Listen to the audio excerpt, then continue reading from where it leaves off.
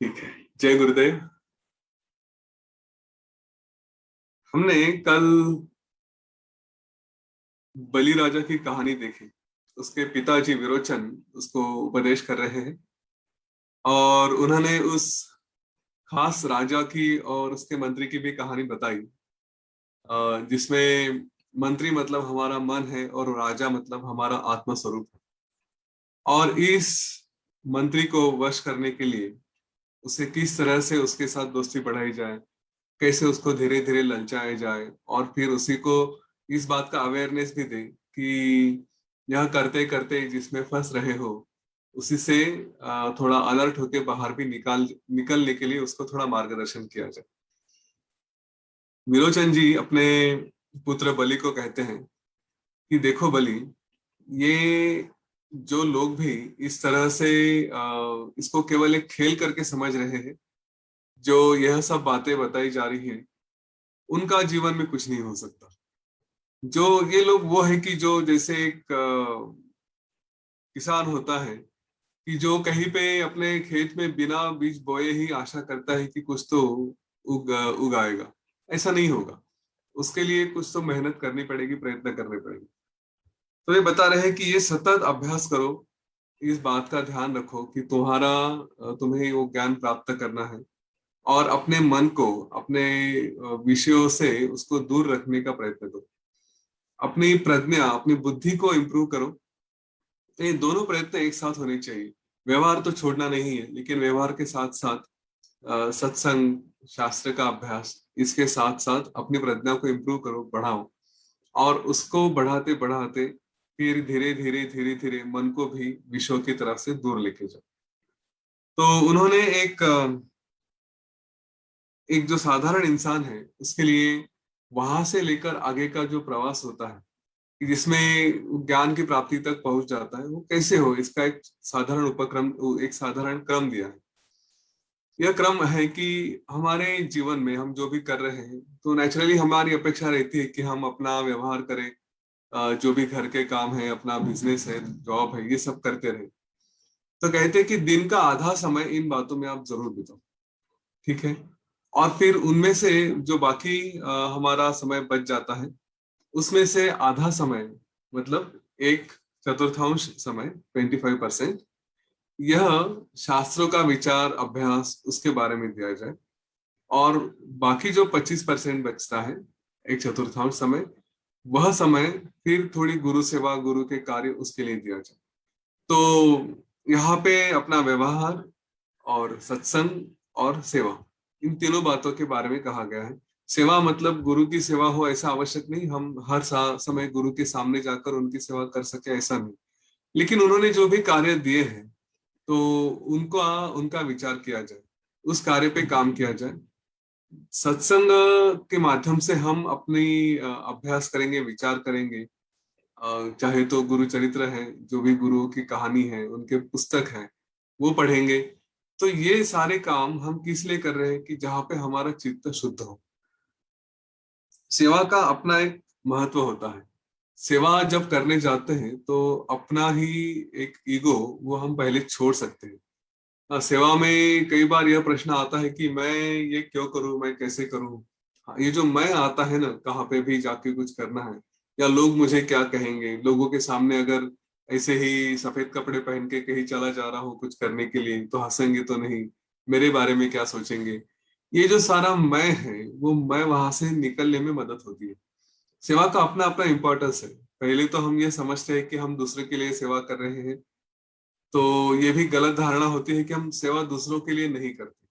सेवा हम अपने आप के लिए करते हैं। अब दुनिया में जो भी लोग हैं, जो भी समाज कार्य कर रहे हैं, उनको अगर देखेंगे तो लगता है कि ये बहुत बड़ा काम कर रहे हैं, दूसरे के ऊपर बहुत मेहरबानी कर रहे हैं, ऐसा हम सोचते हैं।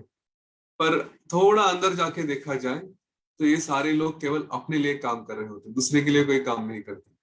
अगर आप कोई समझिए कि किसी क्षेत्र में कार्य कर रहे हैं, जैसे अ, यूं समझिए आदिवासियों के लिए कोई काम कर रहा है, और उसको कहो कि नहीं, आदिवासी के लिए काम छोड़ के आप कोई और काम करना शुरू करें, तो वो नहीं करेंगे। वो कहेंगे कि नहीं, मुझे इसमें आनंद है, मैं यहाँ पे सुख में हूँ। वो सेवा में भी अपना कंफर्ट जोन बन जाता है, इतना हम अटैच हो जाते हैं। वैसे तो थोड़ा विषयांतर हो रहा है, लेकिन हमारा सेवा में भी अटैचमेंट नहीं होना चाहिए। जो अहम है ना, उसको छोड़ने की हिम्मत हमारी और ताकत होनी चाहिए। अक्सर ये देखा जाता है कि लोग किसी सेवा प्रोजेक्ट में इतना उलझ जाते हैं कि वो सेवा प्रोजेक्ट मतलब अपनी ओनरशिप समझने लगते हैं। और फिर जब कोई दूसरा वहां पे आकर उनके काम में थोड़ा हाथ बटाने का प्रयत्न करे, या फिर धीरे धीरे उनको ओवरटेक करने लगे, तो फिर ईगो इतना आड़े आ जाता है कि सेवा बाजू में रह जाती है और पॉलिटिक्स शुरू हो जाता है ना। ये कई बार देखा गया है।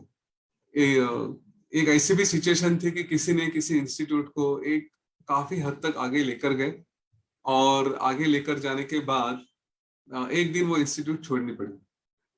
तो छोड़ते समय इतना दुख हुआ, इतना दुख हुआ, पूछो मत।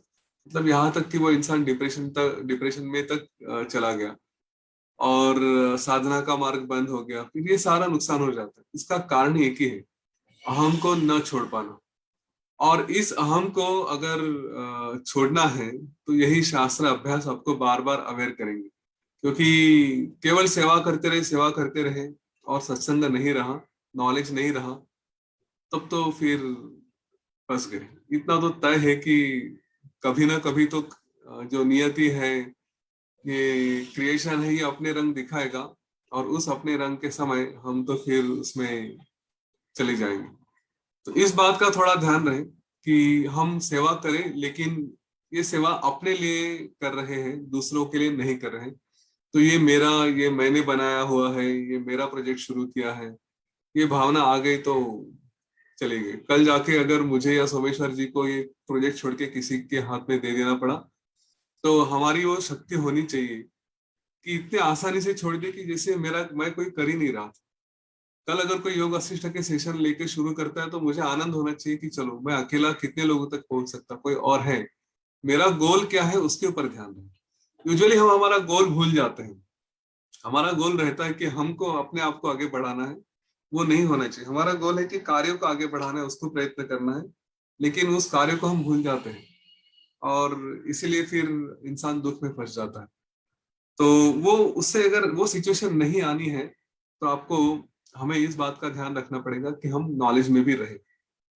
और यही बात विरोचन जी अपने पुत्र बलि को बता रहे हैं कि हमेशा अपनी बुद्धि को और अपने कार्य को ज्ञान के मार्ग से भी इंप्रूव करते रहे।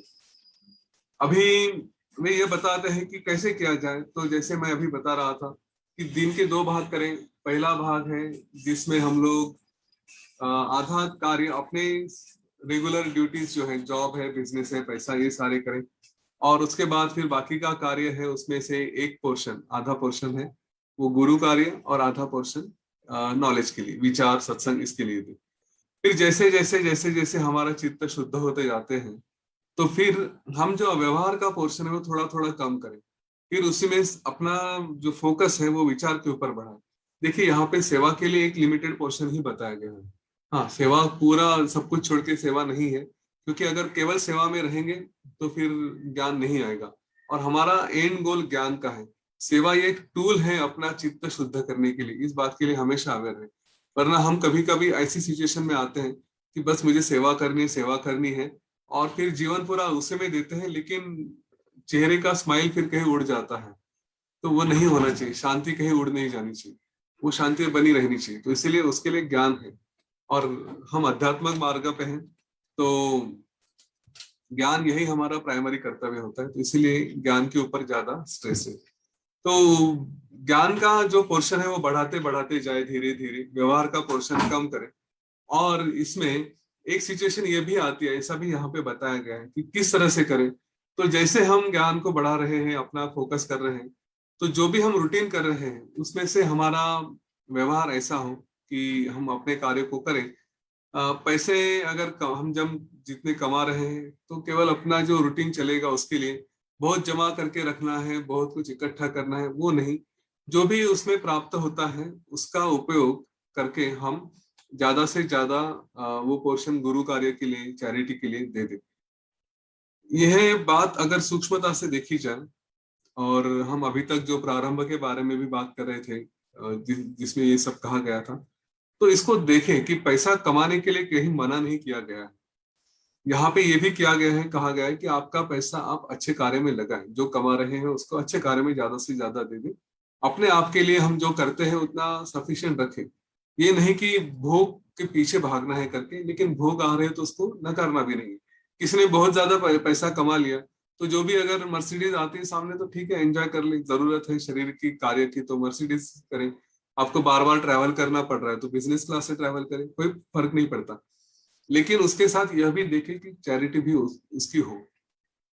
और उस दिन प्रारंभ में हमने जैसे कहा था कि हम ही लोग हैं जो अध्यात्म के मार्ग पे हैं, जो सत्संग के मार्ग पे हैं, जो योग करते हैं, प्राणायाम करते हैं, जिनकी बुद्धि और शरीर दोनों अच्छा है। यही लोग डिजर्व करते हैं कि ये कुछ जीवन में सुख पाए। यही लोग डिजर्व करते हैं कि पैसा कमाएं, और इन्हीं लोगों के माध्यम से समाज कार्य भी अच्छा हो सकता है। यह कई बार देखा गया है कि हम केवल अपने आप को, मैं अपने आप में शांत हूँ, फिर क्यों पैसा कमाना, फिर क्यों ये करना, क्यों बिजनेस बढ़ाना, ऐसी बातें अगर हम करने लगते हैं तो दुनिया तो रुकेगी नहीं। दुनिया में व्यवहार चलते ही रहेंगे। हमारे जैसे लोग हैं कि जो गलत लोगों के हाथों में यह पैसा, यह संपत्ति जाने देते हैं। जिनके हाथ में आना चाहिए, जिन्होंने चैरिटी करना चाहिए, वो आगे नहीं आते, तो गलत लोग तो बैठे ही हैं। कल ही मैं मेरे यहाँ काउंसलिंग के लिए एक स्टूडेंट आया था जो यूपीएससी की तैयारी कर रहा है, जिसको कलेक्टर बनना है। तो उसको मैंने क्लियरली बता दिया कि तुम्हारा गोल अगर केवल अपने आप को बनाना है, आईपीएस ऑफिसर बनाना है या आईसीएस ऑफिसर बनाना है, तो फिर नहीं हो सकता। तुम्हारा गोल अगर इस देश के लिए कुछ करना है, समाज के लिए कुछ करना है, तो फिर वो तुम्हें शांति से बैठने नहीं देगा। वही वो कार्य है जो गुरुदेव को 16-16, 18-18 घंटे काम करवाता है, हमारे प्राइम मिनिस्टर को इतने समय तक काम करवाता है। ये वही फायर है जिसने हमारे क्रांतिकारकों को फांसी तक जाने के लिए रोक नहीं पाई। और यही वो कार्य है जिसने जो हमारे स्वतंत्रता सैनिक थे, सावरकर है होंगे, टिळक हो गए, बाबा साहेब अम्बेडकर थे, कि जिन्हें जिन्हें अपना कार्य करने के लिए वही एक फायर थी। तो वो फायर तुम्हारे अंदर होनी चाहिए। और एक सिविल सर्विस ऑफिसर होने के लिए जैसे तुम एक अच्छा कार्य का ध्यान लेकर आ रहे हो, वैसे कोई और भी हैं कि जिन्हें पता है कि इस फील्ड में आने के बाद अगर थोड़ा मैनिपुलेट किया जाए तो साल के 100-200 करोड़ तो आराम से ऊपर से कमाए जा सकते हैं। तो उसको वो फायर है, वो फायर लेके वो गलत काम, गलत ही फायर है, लेकिन वो फायर लेके वो आगे बढ़ रहा है। यही एक फायर होती है कि अच्छे काम करने के लिए सेवा करने वालों को आगे बढ़ाकर लेकर जाती है। और किसी की वही फायर होती है कि जो 2-2 दिन, 3-3 दिन बर्फीले रास्तों से होकर, गुफाओं से होकर, पुलिस की या सोल्जर्स की गोली का डर होने के बावजूद भी टेररिज्म के एंगल से बॉर्डर क्रॉस करके आता है और यहाँ पे आतंक फैलाता है। शक्ति सबके पास होती है, पर हमारे जैसे लोग हैं कि जो यह शक्ति का सही उपयोग नहीं करते और आगे बढ़ते नहीं हैं, और फिर कोई गलत लोग आते हैं। आज ही की तारीख में ये जो यूपी में कन्वर्जन का मामला चल रहा है, उसके लिए जो स्पॉन्सरशिप दी जा रही है वो भी कोई बिजनेस बनी है। वो पैसा भी हमारे द्वारा ही कमा रहे हैं। हमारे जैसे लोग आगे नहीं आते, इसलिए बाकी गलत लोग आगे आ जाते। तो पैसा कमाने के लिए यहाँ पे मना नहीं किया गया। पैसा कमाए, उसका उपयोग अच्छे कार्यों के लिए करें, वो हम ही लोग कर सकते हैं, बाकी लोग गलत कार्य के लिए करते हैं। तो ये जो अपना टाइम है, इसको धीरे धीरे धीरे धीरे विचारों के ऊपर, अपने कार्य के ऊपर लेकर जाएं। और फिर जैसे जैसे जैसे जैसे आगे बढ़ेंगे तो एक समय आएगा कि जहाँ पे हम लोग उस ब्रह्म पद तक पहुंच सकते हैं। विरोचन जी अंत में कहते हैं कि हे बलि, तुम अभी इतने यंग हो, जवान हो, तुम्हारे सारे इंद्रिय, सारे भोग ले सकते हैं, तुम जो भी जीवन में सुख प्राप्त करना चाहते हैं प्राप्त कर सकते हैं, लेकिन फिर भी तुम्हारा तुम्हारे अंदर यह वैराग्य आया है। इसलिए हे बलि, मैं तुम्हें मानता हूं कि तुम सचमुच एक ज्ञानी हो, और इस वैराग्य होने के कारण मैं तुम्हें शिव स्वरूप समझता हूँ। और तुम मेरे पुत्र होते हुए भी मैं इस शिव स्वरूप बलि को प्रणाम करता हूँ, यह तुम्हारा पिता तुम्हें प्रणाम करता है। ऐसा कह के वहां पे विरोचन जी का जो उपदेश है वो समाप्त होता है। इसके बाद बलि हमने जब देखा कि बलि, ये सारा जो विचार हुआ था वो बलि ने अपने आप में किया था कि मैं सब भोग रहा हूँ, एंजॉय कर रहा हूँ, लेकिन फिर भी यहाँ पे समाधान नहीं होता। तो वो कौन सा स्थान है जहाँ पे मुझे जाना चाहिए, जहाँ पे मुझे ये सारा सुख मिलेगा। तो उसको अपने पिता की यह बात याद आई थी। और फिर यह बात याद आने के बाद बलि ने अपने आप में विचार करना शुरू किया। तो आज हम फिर से वह विचार अपने आप में करेंगे, हम फिर से उस मेडिटेशन में जाएंगे और अपने आप को बलि की जगह देखेंगे। तो ये जो बड़ी, इसमें बलि ने अपने आप में विचार करते करते उसको थोड़ा फिर से एक गुरु की सहायता लगी। तो वो क्योंकि राक्षस राजा था, उसने शुक्राचार्य को याद किया। शुक्राचार्य उसके सामने आए, उन्होंने सामने आकर उसको कुछ उपदेश किया और तुरंत चले गए। और उसके बाद फिर बलि अपने आप में रहा। उसके बाद फिर कुछ उसके दूत आए कि ये काफी समय तक यहाँ पे अपनी जगह बैठा है, अपनी गच्ची पे बैठा है। और फिर वहां से उसके मन में वो उसको उठाने के लिए आए। तो उन्होंने भी शुक्राचार्य को, जो उसके राक्षस गण थे, उन्होंने शुक्राचार्य को बुलाया। शुक्राचार्य ने उनको मार्गदर्शन किया। और फिर बलि वहां से कुछ सालों के बाद अपनी तपस्या करके उठे। और वहां से उठने के बाद उन्होंने कुछ विचार किया और अपने कार्य में लग गए। तो ये जो पूरा एपिसोड है, हम इसको एक मेडिटेशन में बांधने का प्रयत्न करते हैं। मैंने आपको कहानी बता दी, तो बीच में हम ऐसा भी इमेजिन करेंगे कि हमारे गुरु आके हमें कुछ हमारे ही प्रश्नों का उत्तर दे रहे हैं, उसके ऊपर हम विचार कर रहे हैं। और फिर हमारे मन में क्या चल रहा है ये सब हम अपने आप में करेंगे। शुरू यही से होगा कि मुझे कुछ चाहिए, से लेके मुझे सब कुछ मिल चुका है, से लेके अब मुझे अपना ही व्यवहार करना है। ठीक है, इस बात तक हम ये पूरा जर्नी करेंगे। थोड़ा लंबा हो सकता है, लेकिन गुरुदेव की कृपा रहेगी तो हम इसको आसानी से कर जाएंगे। इसके लिए हमें फिर से अपने आप में बैठना है। रीढ़ की हड्डी हड्डी सीधी रहे, सोए नहीं, गर्दन को भी सीधा बना के रखें। ठीक है। और अगर ऐसा लगे कुछ ध्यान इधर उधर जा रहा है तो थोड़ा अपने सांस के ऊपर विचार करें। ठीक है, उसके ऊपर ध्यान लेके जाए। तो चलो हम शुरू करते हैं। आंखें बंद करके बैठ जाएं।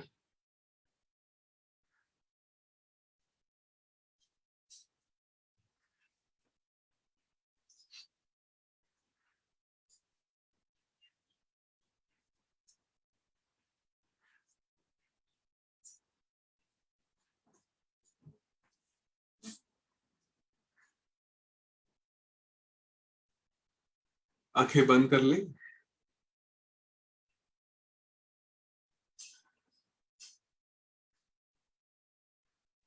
रीढ़ की हड्डी सीधी रहे, पीठ को कोई सपोर्ट ना रहे, गर्दन भी सीधी रखें।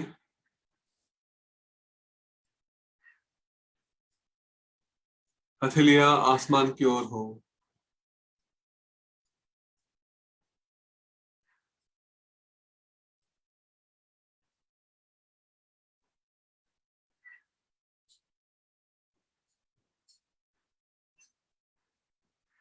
कोई भी ध्यान करने से पहले अपने गुरु का स्मरण किया जाए।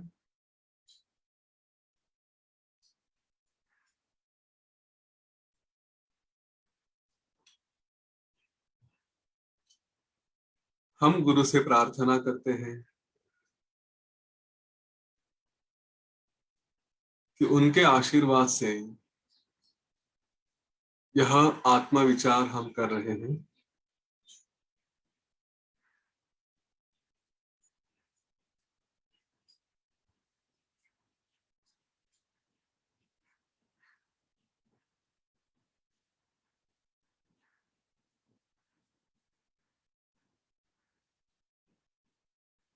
उनका आशीर्वाद रहे कि यह आत्मा विचार के मार्ग में कोई बाधा न आए, सुचारू रूप से, बिना विघ्न के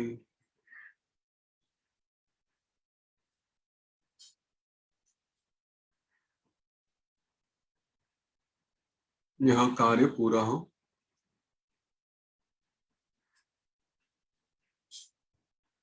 विघ्नहर्ता गणेश जी को भी स्मरण कर लें।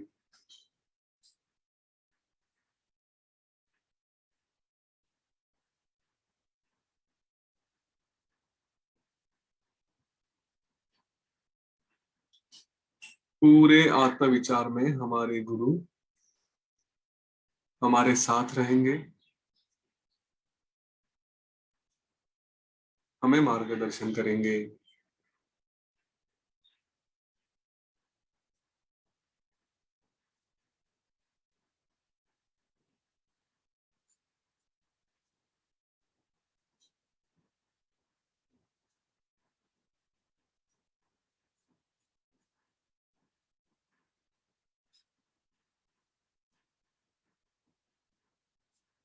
यह मेरा भाग्य है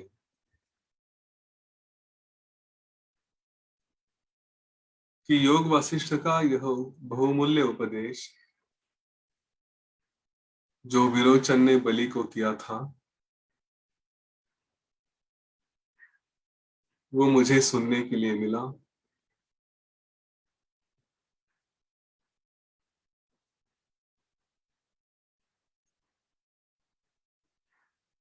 जिसमें यह कहा गया था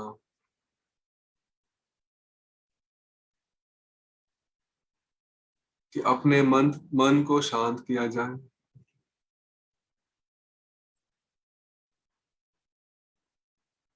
केवल सब कुछ मन का ही खेल है।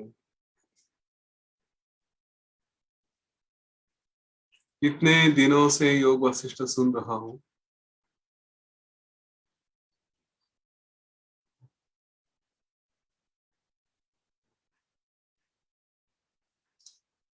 मेरा चित्त शांत हो चुका है, मन शांत है।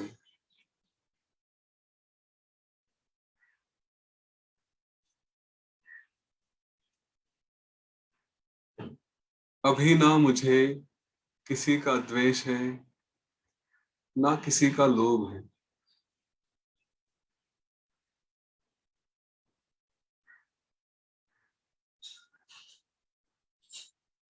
ना किसी बात की इच्छा है, ना किसी त्याग का विचार है।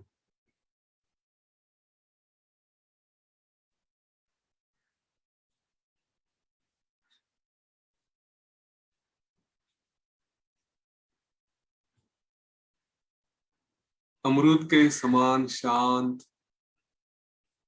ऐसे सुख में अब मैं हूं।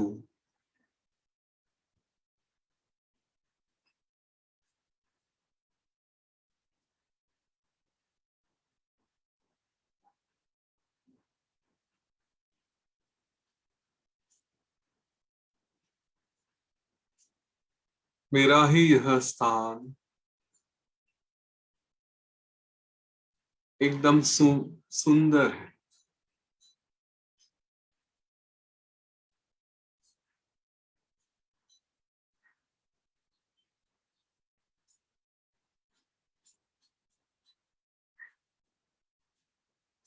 केवल उसके विचार से ही सब शांत हो गया।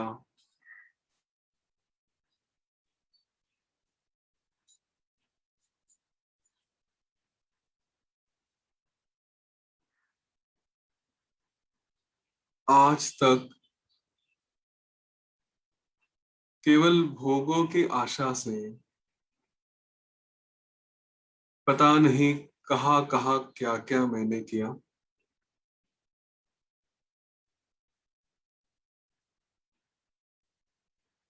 कहीं भी गए, चाहे स्वर्ग हो चाहे पाताल,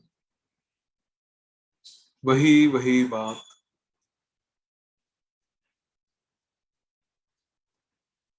कुछ भी अलग नहीं।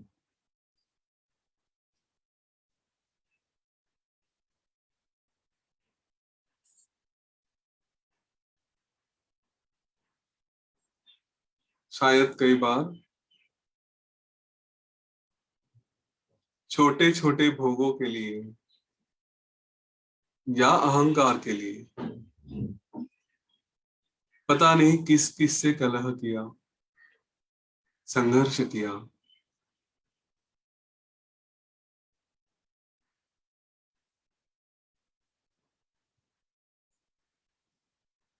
शायद हो सकता है कुछ पाप भी किए।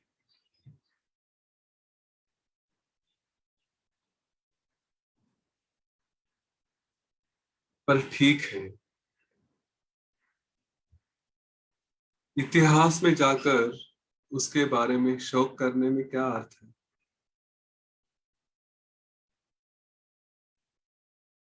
मुझे यह जो जागृति हुई है, यह जो ज्ञान मिल रहा है, वह इसीलिए है कि वह सब भूल के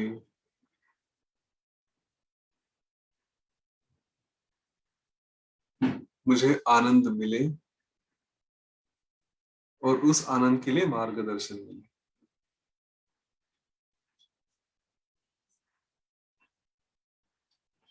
यह मार्गदर्शन अगर कोई दे सकता है तो वो मेरे गुरु हैं।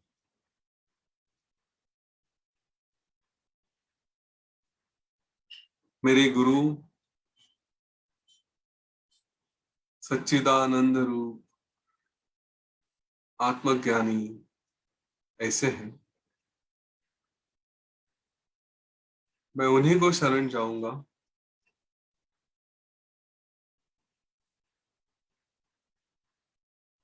और वो मुझ पर अनुग्रह करेंगे।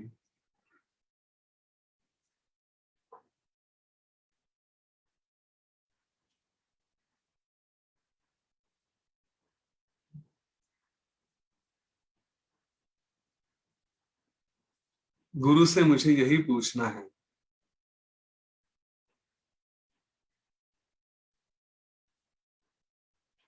कि मुझे तो विरक्ति आ गई,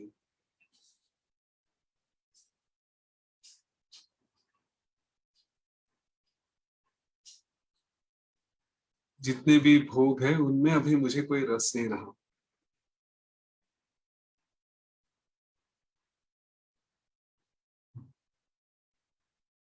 वे मुझे बताए कि यह अज्ञान नष्ट करने वाला कौन सा तत्व है।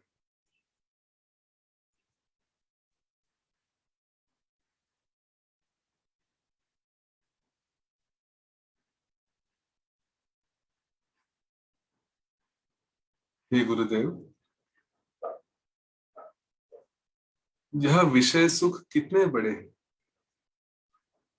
इनका रहस्य क्या है।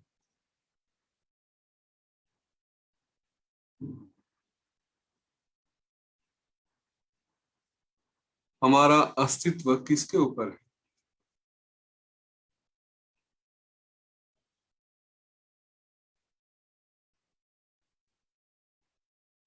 ये जितनी भी त्रिपुटी है, चाहे वो दृष्टा, दृश्य, दर्शन या फिर भोक्ता,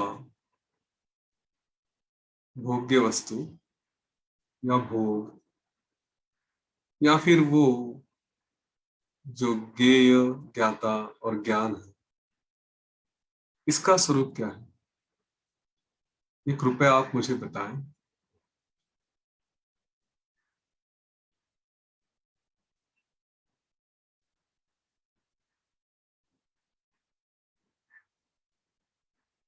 गुरुदेव हमें बता रहे हैं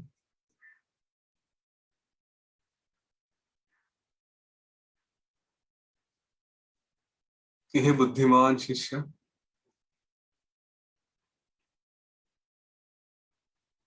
इन सारे प्रश्नों का उत्तर एकदम छोटा सा है।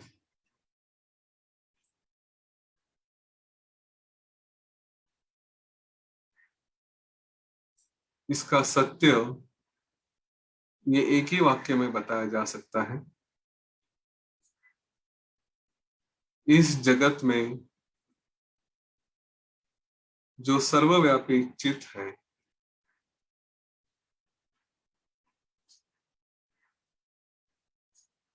वही जो भी हम देखते हैं, जो भी दृश्य है, जो भी भोगते हैं,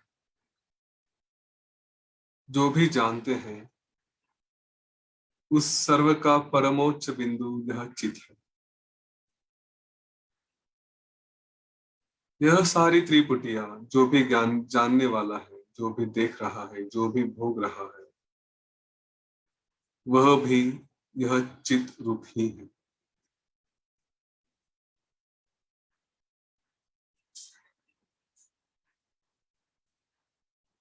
हे शिष्य, इसी के ऊपर तुम्हें विचार करना है, वरना कितना भी बताया जाए, लेकिन श्रद्धा और विवेक नहीं रही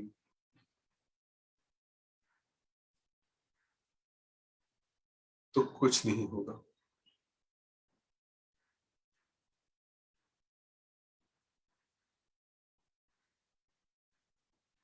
यह चित है, इसलिए हम में कोई कृति है, और इसी के माध्यम से हम बाहर में भी, विषयों में भी फंस जाते हैं। जब सब शांत होता है तब हम अपने आप में होते हैं। जब कुछ देखते हैं तो हमारा स्वरूप उसके जैसा होता है। इसी को विषयाकार होना कहते हैं, तादात्म्य होना कहते हैं। यह तादात्म्य होना, विषयाकार होना, यही बंध है। और इन विषयों को छोड़कर अपने आप में जाना, यही मोक्ष है। इसीलिए अपनी वृत्ति को अखंड चिदाकार रखो,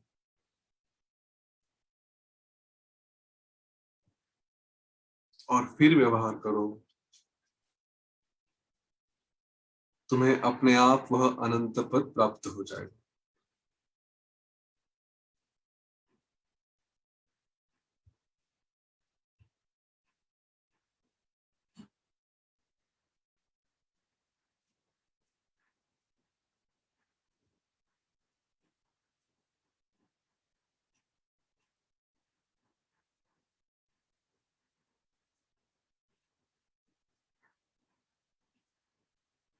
गुरु के इस उपदेश के लिए उन्हें प्रणाम करें। मन ही मन उनके प्रति कृतार्थ हो जाए।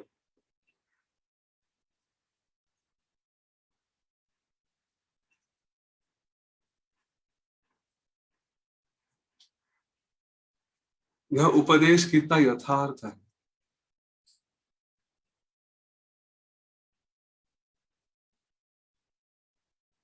कितनी सुंदर बात बता के गए वो।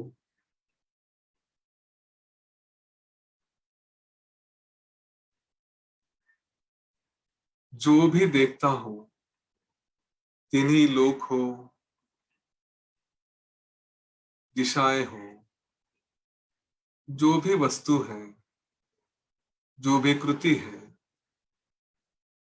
यह सब कुछ हो रहा है, ये केवल उस चित्त की वजह से। वह नहीं है तो यह शरीर भी एक प्रेत ही है।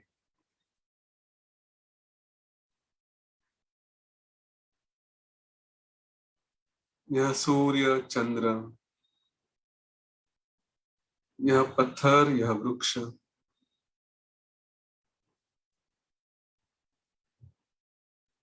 और उन्हें देखने वाला मैं, ये केवल चित्त की वजह से ही है।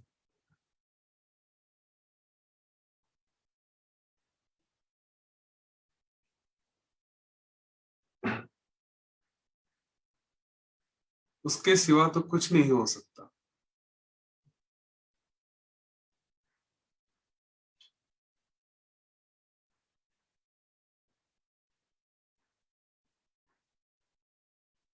यह शरीर भी जो मैं की भावना से है,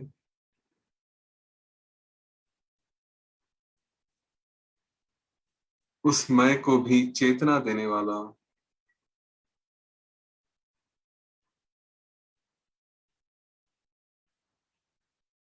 वही चित है,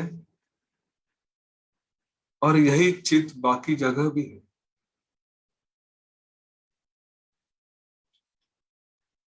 जब यह चेतना मुझ में भी है और वही सब जगह है, तो मैं भी सर्वत्र ही हूँ। मैं ही सर्वत्र ही हूँ। मैं सर्वरूप हो गया हूँ।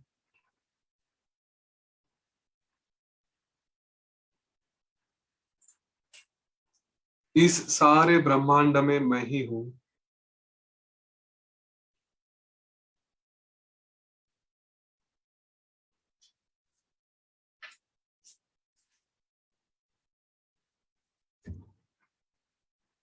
यह दृढ़ भावना रखकर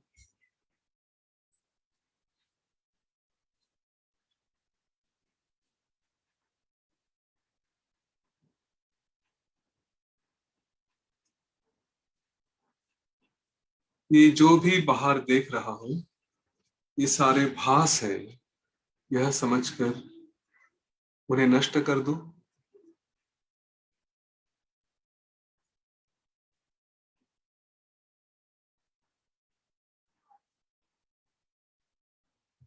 मेरी सारी विषय संवेदना नष्ट हो गई है।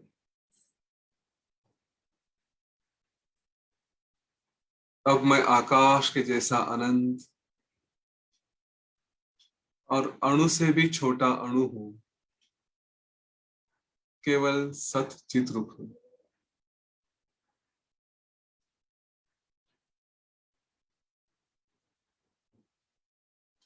सारी क्रियाएं मेरे अंदर ही है,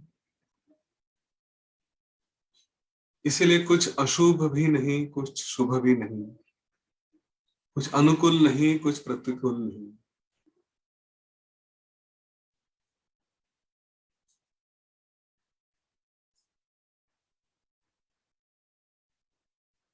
अभी तक केवल अज्ञान के माध्यम से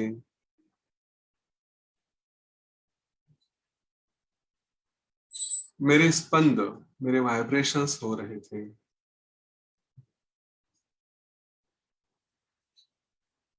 मैं अपने आप को शुद्ध कर रहा था।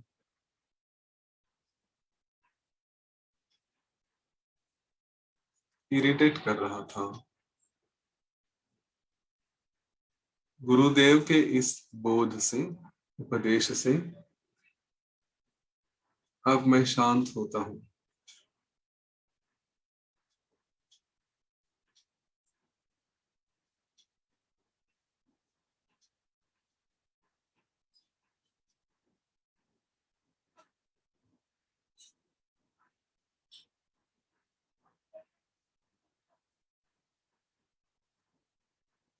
मैं केवल शांत हूँ। अगले कुछ क्षणों में ना तो शब्द का अनुभव है, ना आवाज का। यह अवस्था जहां पे कुछ विचारों को बताने के लिए शब्द भी नहीं है। मैं हूँ बस।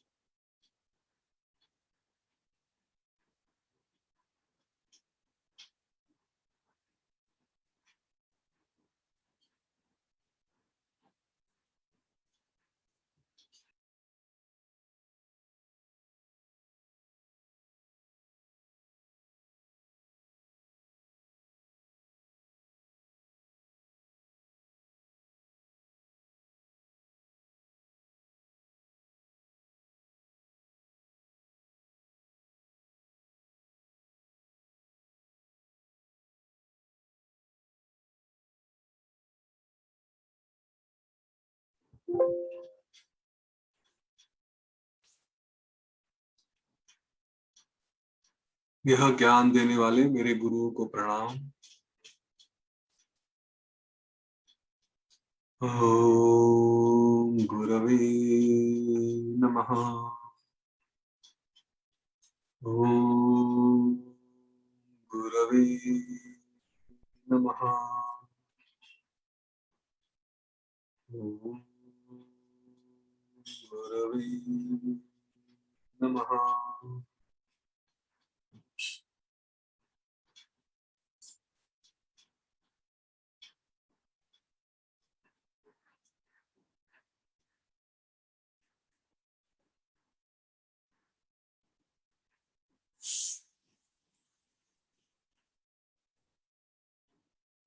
यह समाधि का सुख सचमुच अवर्णनीय है।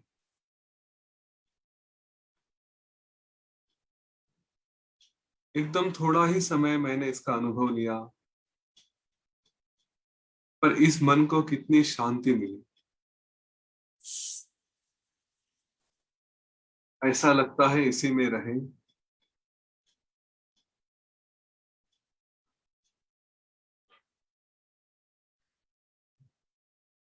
पर अभी मुझे विश्वास है कि मेरा वास्तविक स्वरूप सर्व संकल्प रहित है। मैं केवल चित रूप ही हूं, और इस चित को इस जग में कुछ चाहिए भी नहीं और कुछ त्यागना भी नहीं।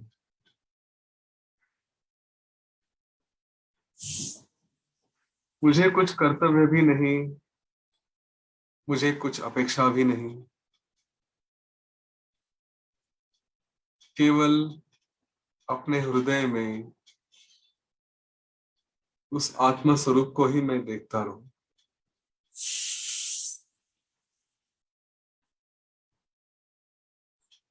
अगर ऐसा है तो जो भी मेरे कार्य है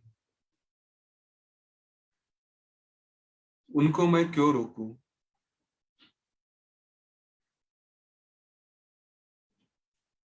जो भी यह जीवन के कार्य हैं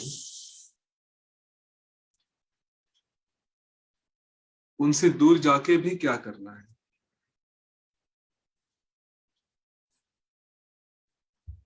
जब तक यह शरीर है केवल श्रेष्ठ कार्य ही करता रहूं।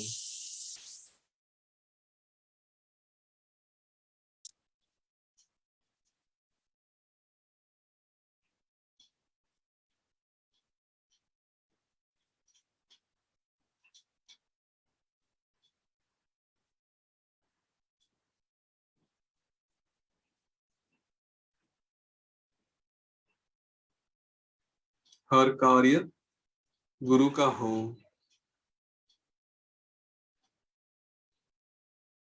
मेरा कोई अस्तित्व नहीं।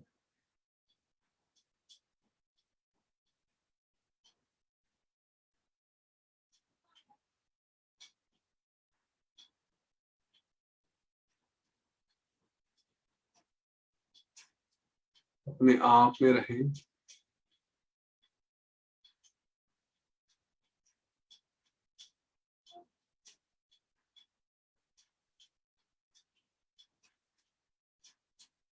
ओम शांति शांति शांति।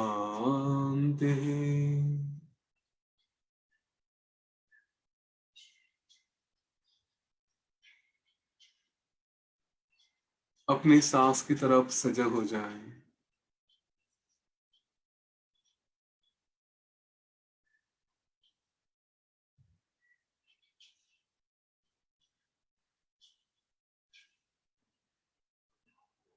देखिए उसकी गहराई को, उसकी गति को।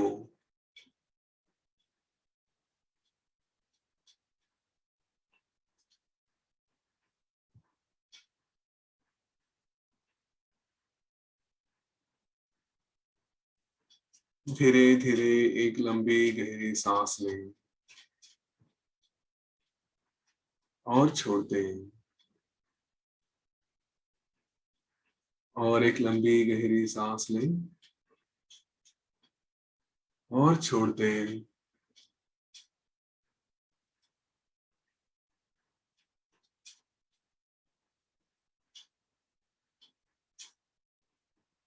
शरीर के प्रति सजग हो जाएं,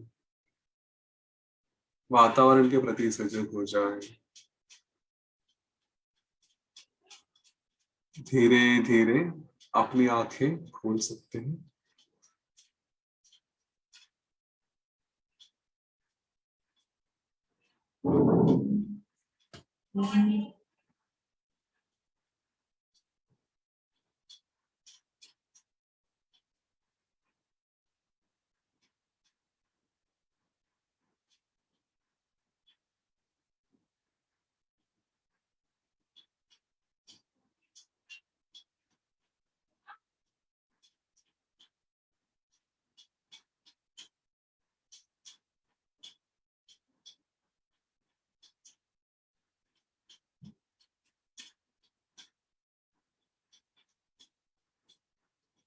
जब भी आपका मन करे अपनी आंखें खोल दें।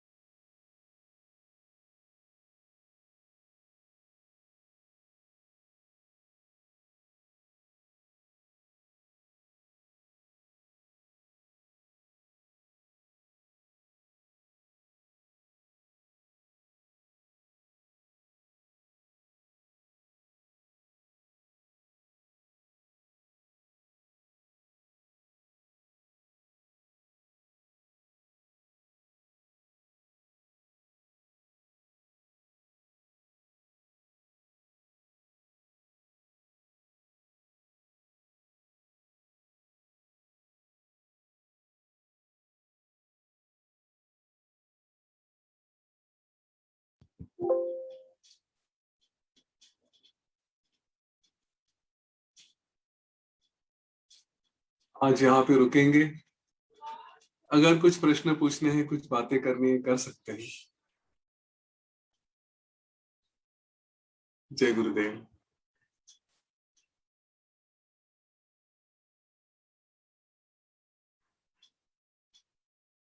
अपने आप में रहना है, रहिए।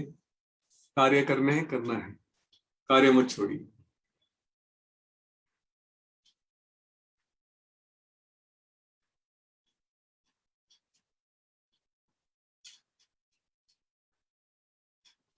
अच्छा रहा ध्यान सेशन? अच्छा लगा सबको?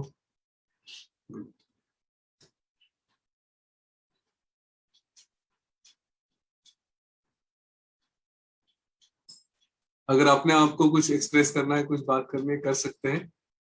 नहीं तो शांत रहना, शांत रहिए, कोई प्रॉब्लम नहीं। धीरे धीरे धीरे धीरे अपने कार्य में लग जाइए, जैसा आपको उचित लगे वैसे।